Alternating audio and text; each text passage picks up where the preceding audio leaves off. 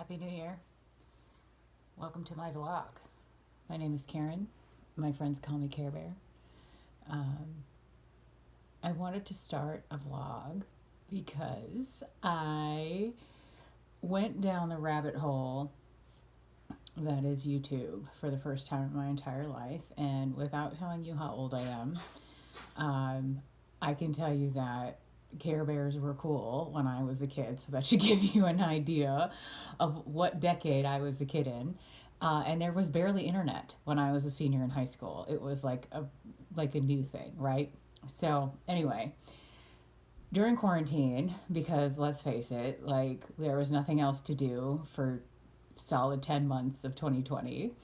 um, I started to look at different podcasts and different blogs and vlogs and these YouTube channels. And I have no idea what led me to YouTube in the first place. Like, I don't remember like what I was doing that particular night when I decided to log into YouTube and just kind of see what was out there. I had done that before, but it was to like fix my garbage disposal. It wasn't to seek out like anything in particular, like these content channels. There's a million different things that people talk about, their art, music, like vlogs, weight loss, fitness, like every kind of hobby you can imagine. But I don't remember what actually brought me there in the first place. So the the first thing I clicked on, which was like in my recommended videos, was this documentary of sorts, or a compilation, or however you want to categorize it, that was put together by a YouTube creator named, I think it's Procrastitara or Procrastitina. I forget. So if you ever watch this, I apologize in advance for butchering your name.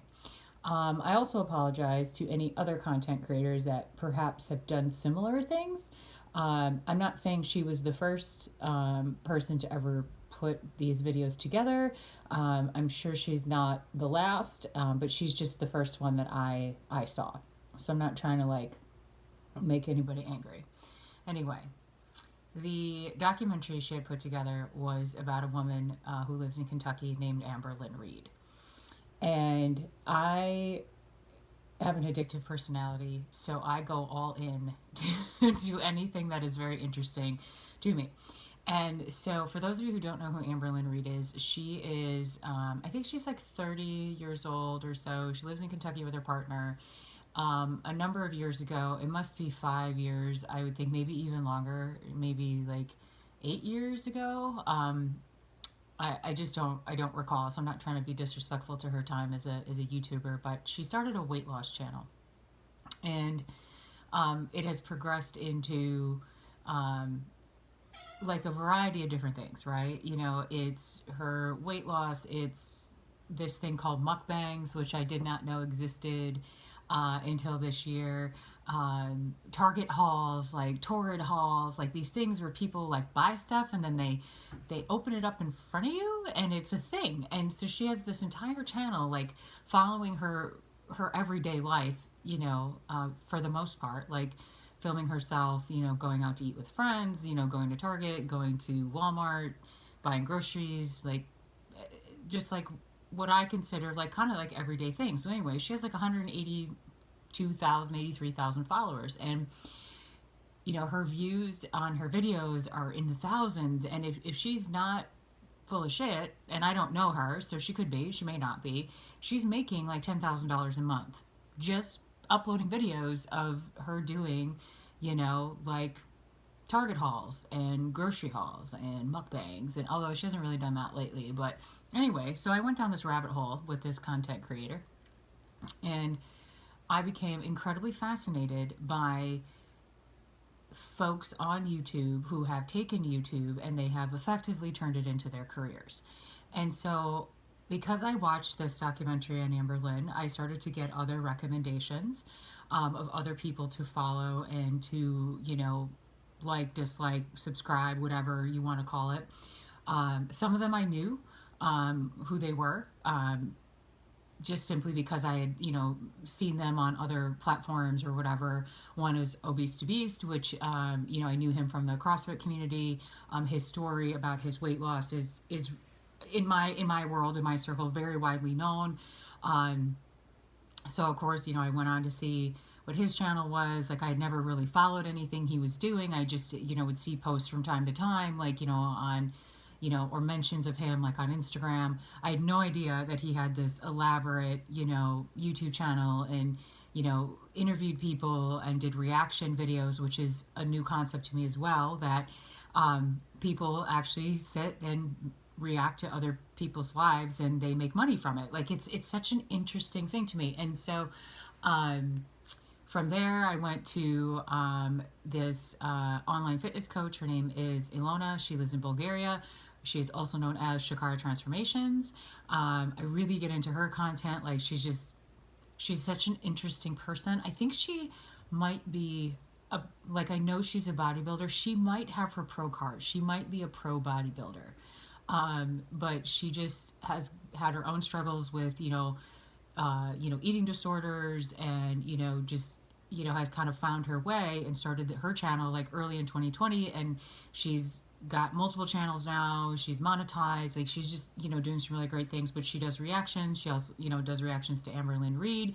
She does reactions to a lot of these other, what I think intended to be weight loss channels by a lot of other women.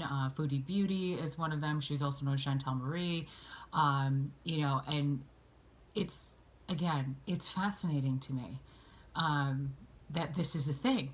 And so, but here's where I thought maybe it could benefit me. And I don't have any intention, while it would be cool to be able to quit my job and literally let you follow me around all day with a camera, and videotape me, making turkey and vegetables 3 times a day. This is more for, I guess, like, just getting what's up here out, because sometimes when I get stuck in my own head, it impedes some of my progress with, weight loss and fitness. And so I thought this might be a really kind of fun way to just talk out loud, and whether or not someone listens or not is not necessarily something I care about, but I just thought it would kind of be fun. And so for those of you who are not familiar with the number of popular, like, weight loss channels on YouTube, there's tons of them. There is, like I mentioned, Amberlynnreid. There's Chantal Marie, who's Foodie Beauty. There is Hungry Fat Chick. There is a woman that goes by, her channel's name is Cherry Berry Weight Loss. There's Glitter and Lasers. Obese to Beast, obviously, is probably the one that's most familiar to me, just being part of the CrossFit community. I'm sure there are hundreds of others that I have not come across yet. There's all these reaction channels, that react to these folks. And one thing that Obese to Beast has said, and his first name is John, he said that if you're going to put your weight loss, journey on the internet, like on YouTube, you are going to be judged incredibly harshly. And, it doesn't matter if you're successful, it doesn't matter if you're not successful. Like, people are going to comment on everything that you do. And so I thought, like, pretty long and hard about that. And so I'm still kind of processing through, like, how transparent I want to be, because obviously this is not my job. I have a career, and I don't want to put that in jeopardy, by saying or doing something that someone finds offensive, which ultimately is going to happen. So there's your trigger warning right there. I will at some point offend you. But I also like the idea of, again, just kind of being able to get some of what goes on in my head, like, out, right, into something, into the universe, or whatever you want to call it. So backing up a little bit to my YouTube rabbit hole that I've gone on, one of the things I also discovered was this idea of mukbanging. And I'd never heard of it before.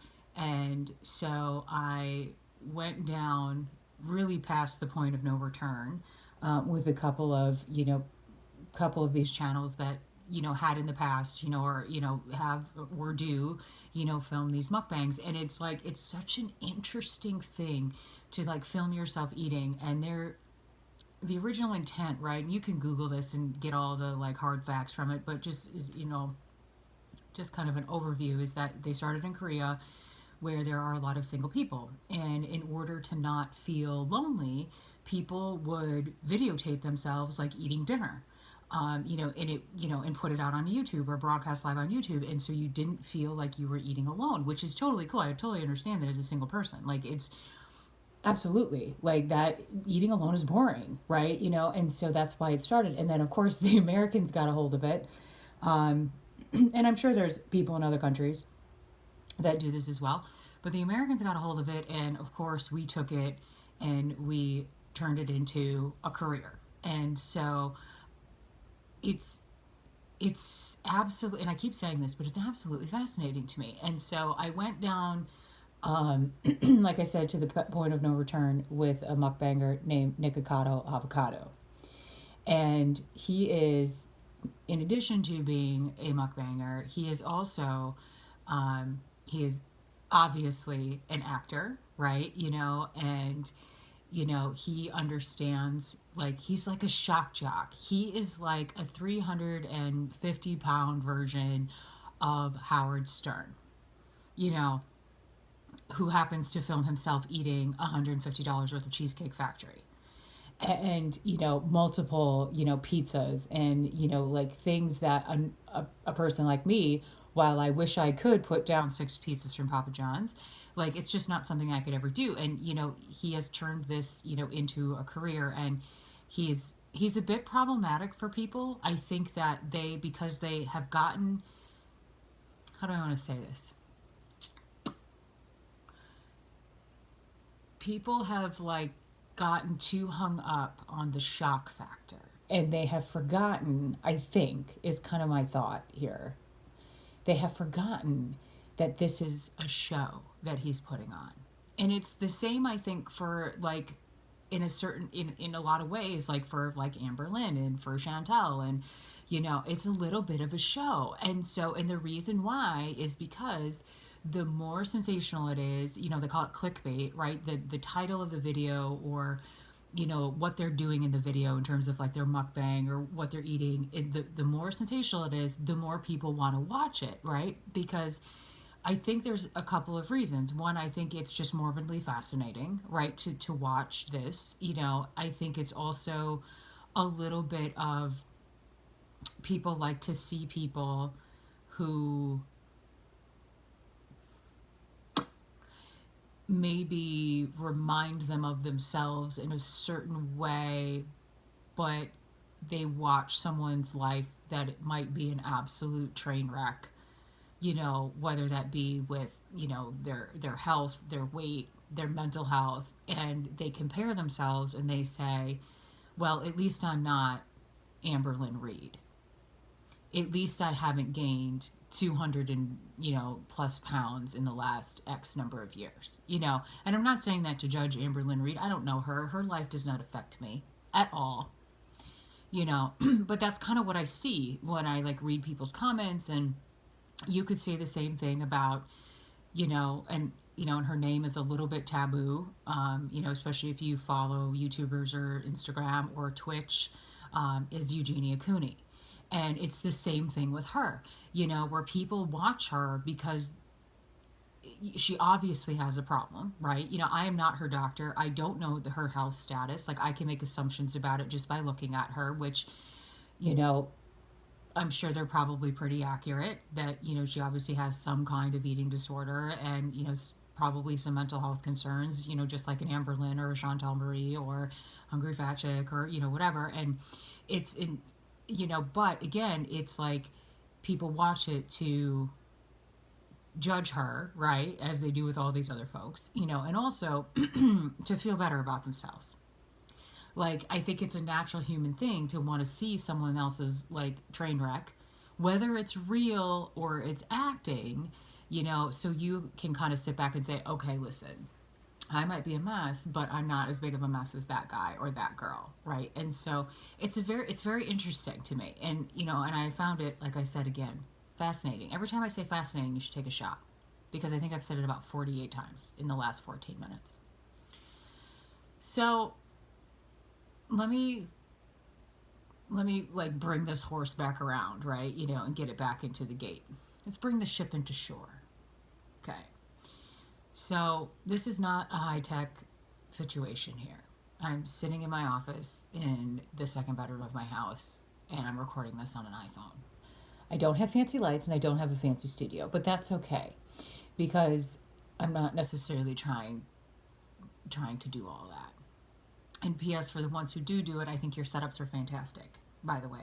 Like Obese to Beast has a whole studio and he has like multiple cameras, and it's so great to like watch this production. Same thing with Jaime French.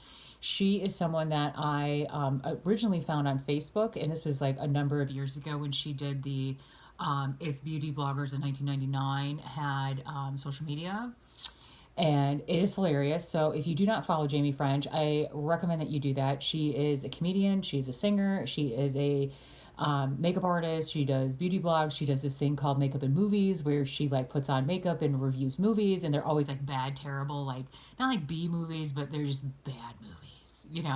But she's hilarious and she's very authentic. Um, and she actually said something.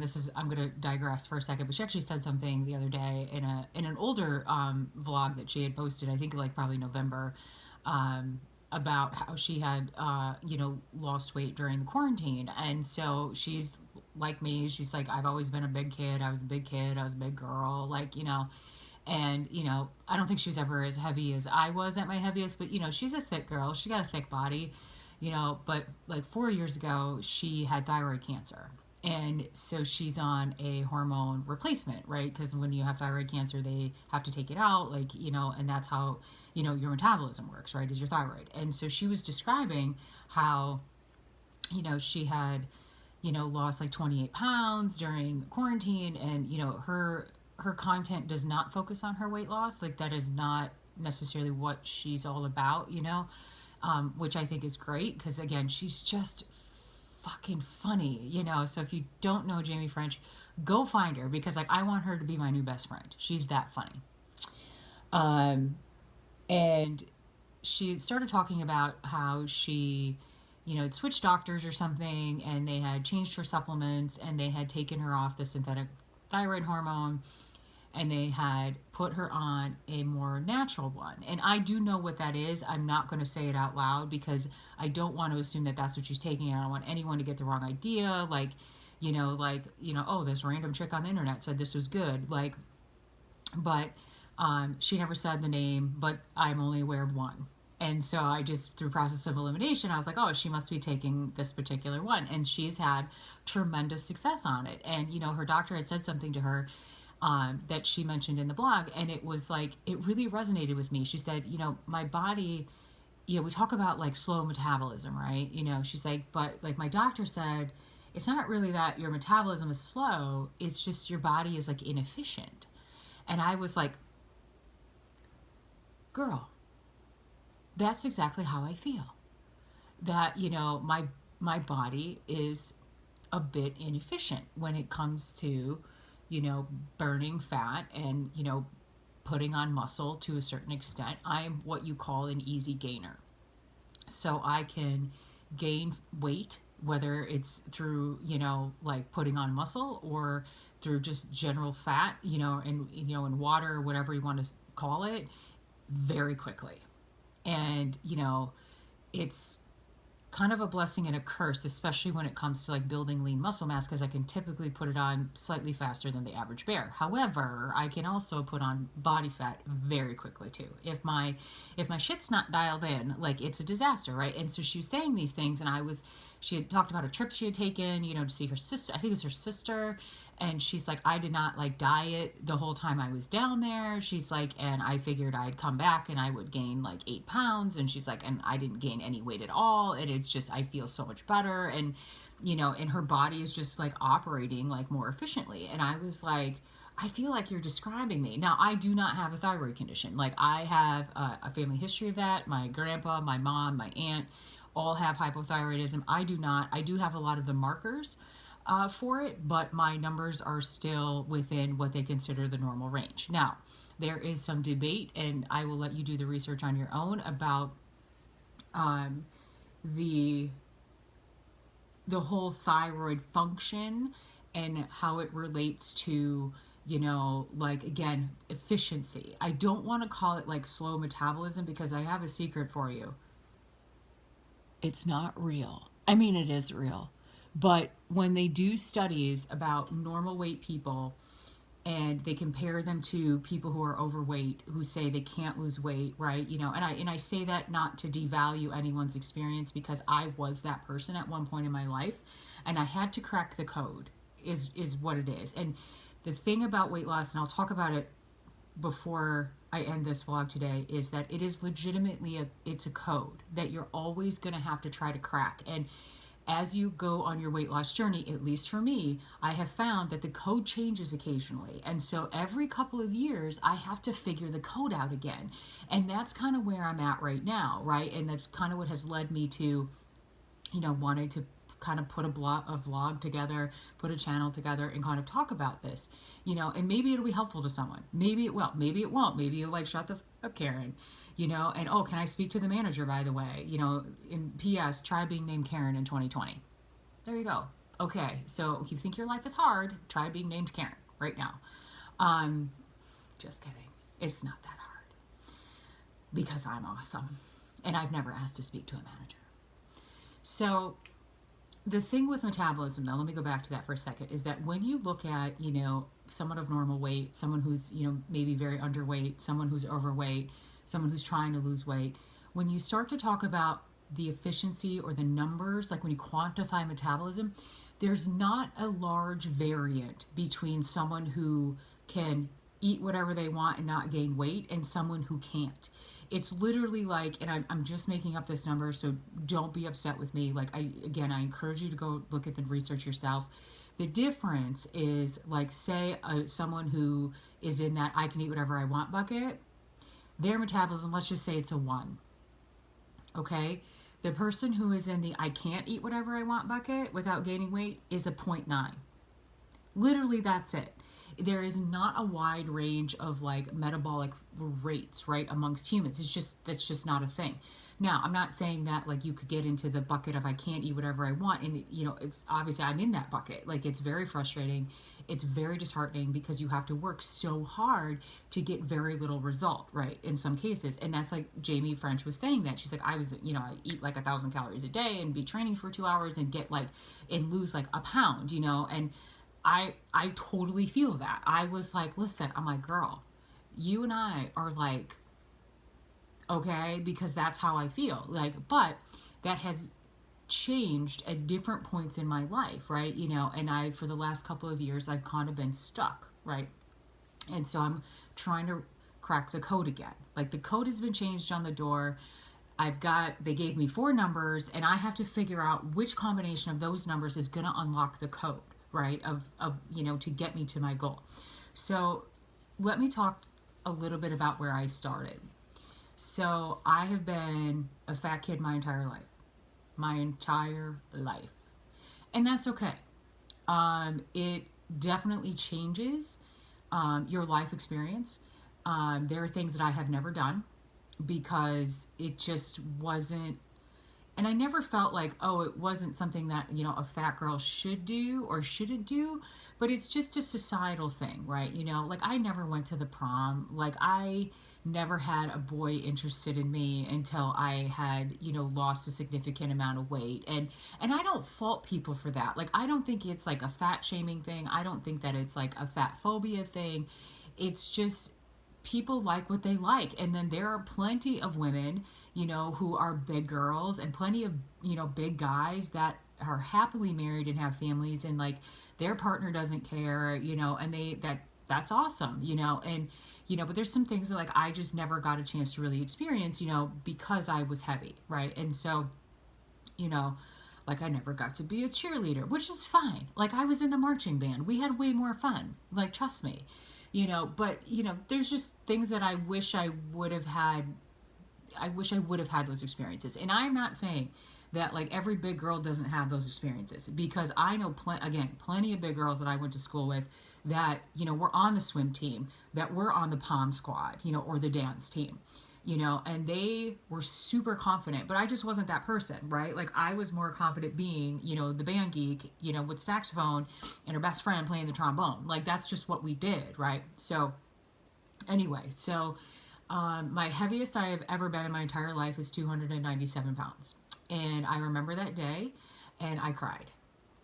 And that was, I would have been in college when that happened. So it was probably in my 20s. And I started on like kind of a weight loss journey at that point, under the supervision of a doctor. And it was pretty successful. Like I lost probably like 70 pounds. So it was probably like 220. And I got to about 220. And that's just where my body kind of stopped for a really, really long time. And then I, maybe I got to like 210 at some point. Like I don't remember. It's a long time ago, right? So, then I grew up, right? I graduated from college. Like I moved, and I probably gained like 30 pounds relatively quickly after college. And then, like kind of did like an Atkins diet thing for a while. And I'm not knocking on the Atkins or keto diets. Like, hey, if those work for you, girl, go ahead. Like, go ahead. But I could lose like, 10 pounds or so. And then I could never really get beyond that. And so I remember gaining weight back. And then I maybe was like around 270 at one point again.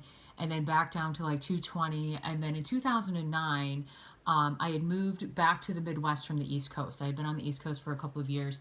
And my friend was training at what at the time was Bally Fitness. And she had, she's a big girl. She had started to lose weight. She looked great. And I'm not going to lie, I was incredibly jealous. I was like, well, fuck this. I was like, I can't be the fat girl. I can't be the only fat one. Like, because, I always kind of had some safety in numbers, right? And so she's like, you should come and, work out with me. And I was like, okay, great. And so I got connected with a trainer, and he was incredible. And we did the style of training, that at the time I didn't know was what we know now is CrossFit. And so I just knew that I loved it. I just knew that I was addicted to the way that I felt. I just knew I was addicted to the way that like crawling to my car made me feel. And so I went in like head first, both feet, and I got addicted to the training style, but I also got addicted to seeing the scale move. And so I started to do things that my trainer didn't know I was doing. And, but I didn't think much of it. Like I just was like, oh, I'm just going to get faster results if I do this. And so I started with just training with him, and then I would walk for like 3 miles a day, and then walking as I started to lose weight slowly turned into running. And then 3 miles slowly turned into 5 miles. And so I, in addition to training very hard 4 days a week with my trainer, I was running between 3 and 5 miles a day, and I was eating around 900 calories. So in a year and a half, maybe 2 years, it must have been 18 months, I lost like 120 pounds or so. So at that point, my lowest weight I think was like 163. I'm only 5'2.5". So like I'm thick, right? And I have farm girl legs. Like my thighs are powerful and my butt is powerful, right? So 163 pounds, is still what they would classify as being overweight, but certainly not, obese or, morbidly obese at that point. At least I don't think I would have fallen into that category anyway. So I got addicted to the scale, and I got addicted to seeing it move. And, I ended up taking a job in another city. And so I moved in 2011. And I thought that when I moved that like I would, I was tired. And so I had this thought that I could, intuitively eat, which is kind of a buzzword, that I didn't have to work out for 2 hours every day, in that I could be a little bit more normal, and that, my weight would stabilize, and, it wouldn't be a big deal, and that I would, wouldn't write down everything I ate and know exactly how many calories I burned that day. And, and I have occasionally over the years found some of my notebooks that had like my my diet written in, my nutrition written in, and the calories in and the calories out, and like my weight for the day, and like all the things, right? And I've thrown those away because I've realized that they serve no purpose, because I would have, like, they gave me an inappropriate reaction, if that's the right, I don't know. Is that the right way to describe it? So I would look at them and I would be like, damn girl, like, you are fucking awesome. Look what you fucking did. Like, you should do that again. Like, look how successful that was. And I started to have some really kind of crazy thoughts about it. Like, and I was like, so I had to throw those away, over time. But anyway, so I learned very quickly that I was not at a point where I could, just kind of eat when I was hungry, stop when I was full, train, maybe just go work out for an hour a day, or not train every day, just train 5 days a week. And within a very short amount of time, I gained like 60 pounds. And, I was miserable. Like, I hated myself. I was a statistic at that point. Like, I was like, you are one of those people. You are one of those people that everybody talks about how, like, especially, and I'm not knocking on the health at every size community, but there's a lot of people that believe that, long-term weight loss is not a thing, that, it doesn't matter how hard you try, you will never keep the weight off, it will always come back and then some, whatever. And so I was back to like 220 within a very short amount of time, like probably a year. It did not take very long. And so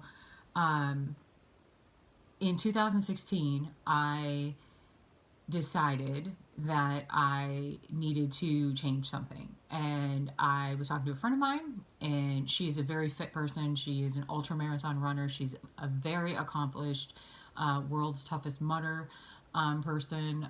She's, well known in the ultra trail running community, and she, is super into her fitness, and, and I'm very envious of her that she has the dedication that it takes, but she just generally enjoys it, where, I don't have the attention span to go run for 24 miles on a trail by myself. Like, that's just not who I am. Like, I'm an extrovert. Like, I can't be alone. Like, that long is weird for me, so, but I'd asked her about how she got in shape, or trained for her runs, and she said, well, obviously I run. And I was like, yeah. And she's like, and I go to CrossFit a couple days a week.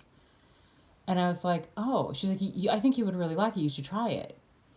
And I said, okay. And so I called a local CrossFit box, and I got connected with one of the owners, and we ended up training together privately for about 2 years. And I lost very quickly in that period, time frame I was with him, despite the fact that I had 2 surgeries during that time, which is for a whole nother day, which, by the way, have nothing to do with CrossFit. So don't at me with any bullshit like Jillian Michaels about how CrossFit's not safe, because, like, that is not what happened.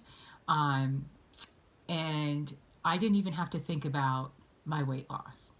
It just happened. Like, one of the head coaches at the time, she did my macros. She's very good at nutrition. She's trained in nutrition. She has like a sports, like, like an athletic training background. And what is her degree in? Like, health and human performance or something like that. So she's, and plus she had nutrition certifications, and, very interested in stuff like that, and so she put together like these macros, which was literally more food than I had probably eaten in a very long time.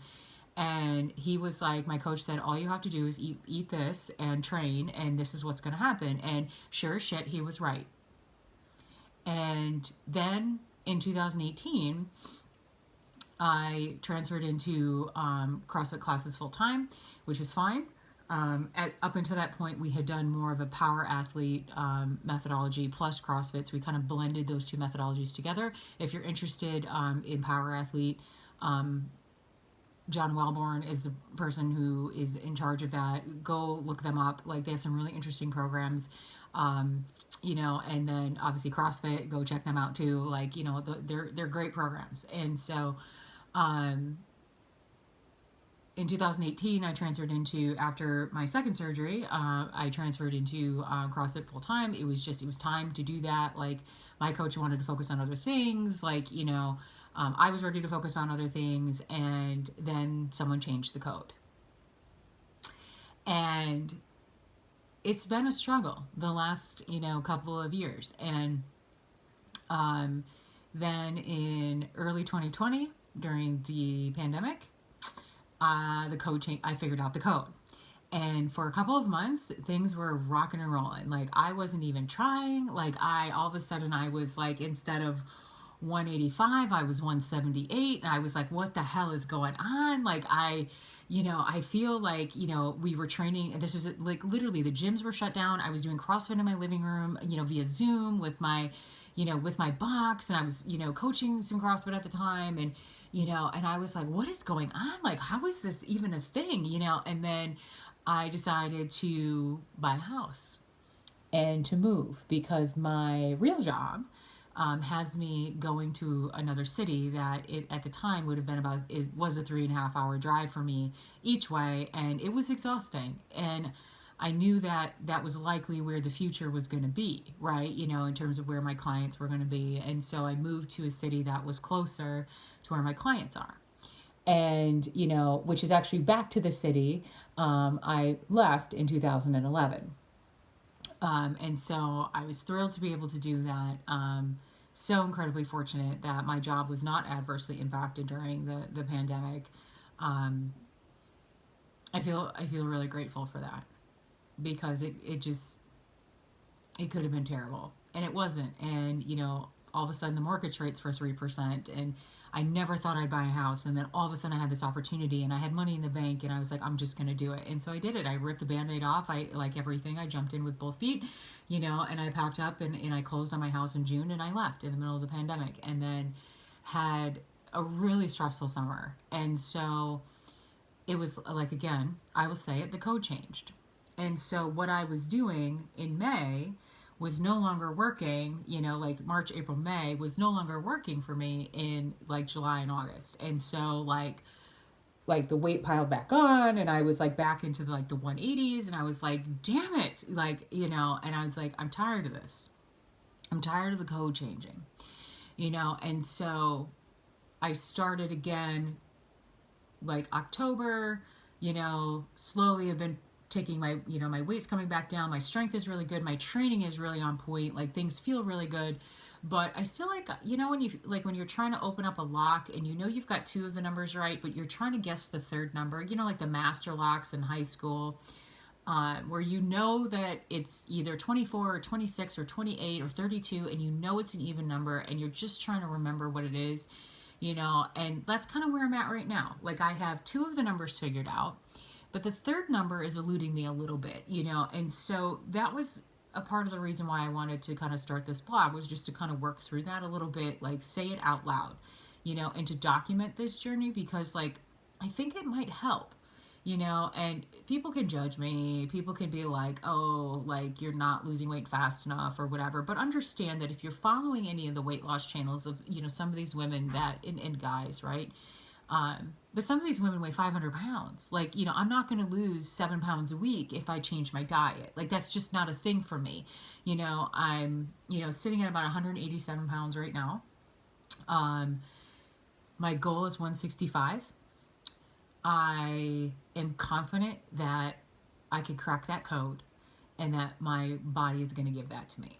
And I've talked to people about this, and some people are like, just work with what you got. Like, just work with what you got. Like, and I get that. I respect that opinion. I do. I really do. And I don't think there's anything wrong with my body as it is. Like, I'm very proud of what my body can accomplish every single day. Maybe this summer, or this spring, once it's a little bit warmer, I will take you out to my garage gym, and you can watch me bang some weights. I might have some interest in filming that. I don't know. But because it's winter where I live right now, I'm going to say it, I am a wuss. And I realized very early on in like November, when it first started to get cold overnight, that I was not able to be in my garage and holding on to cold metal onto a barbell.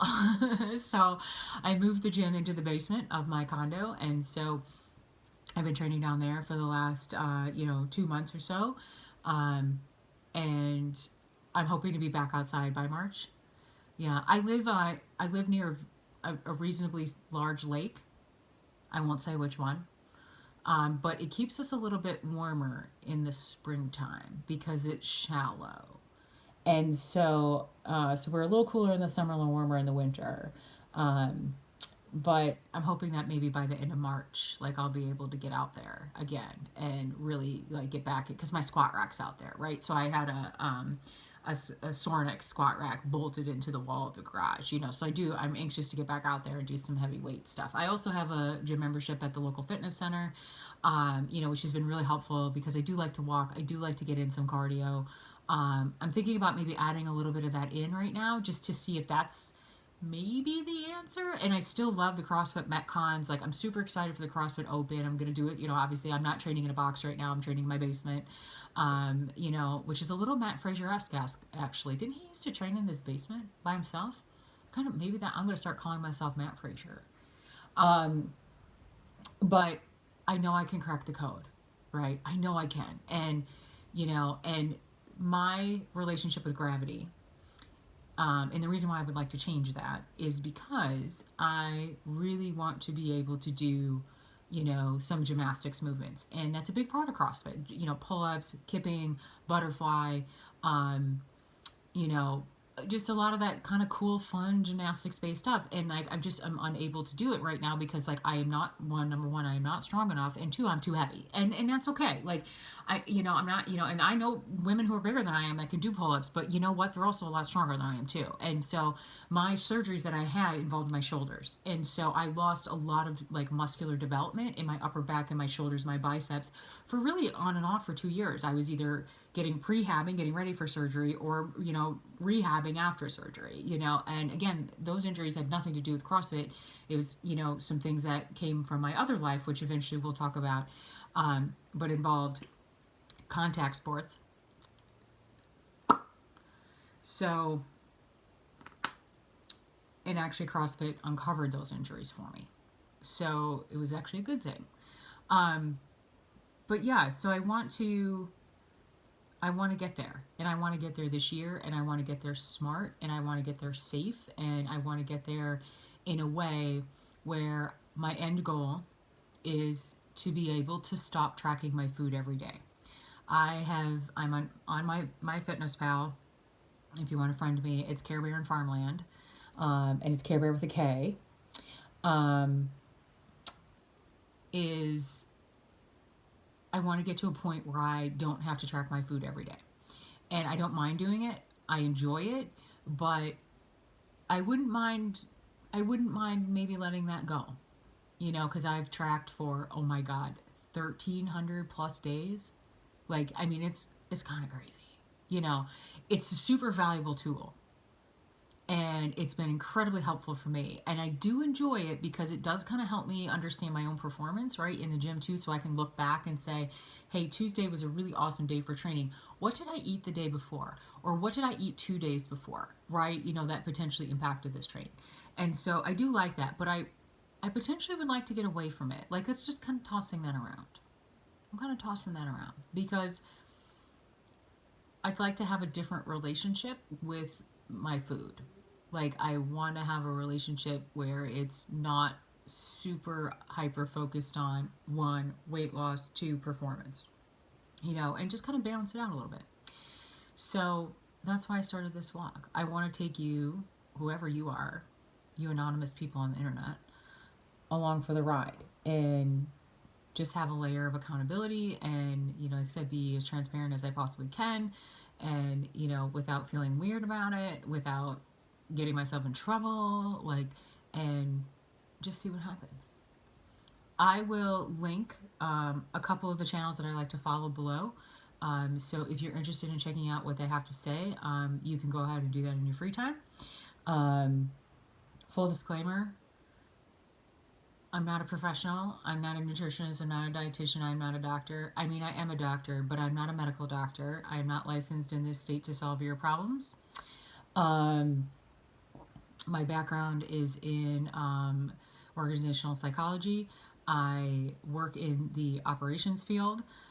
So I am a pretty high, I would say, you could call, I'm a program manager. So I manage things, and I like processes, and I like efficiency, and I like all those things, and I like to crack the code, and I like to solve problems. And so That's why I am really looking forward to this and like just putting this to bed, because I feel like I've been trying to lose this 20 pounds for 2 years. And, and it was, things were going super well in the spring, and like I said, then the code kind of changed a little bit. So I'm just, looking forward to experimenting, looking forward to sharing some of this with you. Like, I have no idea what this is going to turn into. And I like I said, I don't have any like pipe dream about quitting my job and doing this for real. Like, it would be awesome though, but I do like what I do. So maybe this will just be like something for fun on the side. So anyway, I hope you're all having a fantastic day. Happy New Year to all of you. 2020 is behind us. As I told my boss, I think if we can all just hold our shit together for like 6 more months, things are going to be really good. And, be smart, be safe, whatever it is. I'm not here to judge anybody. Please don't be an a-hole. Don't judge other people. Um, yeah. You can judge me though. That's totally fine. It's totally fine because I'll just ask to speak to your manager. All right, guys, have a good weekend. I'll talk to you again soon. Bye bye.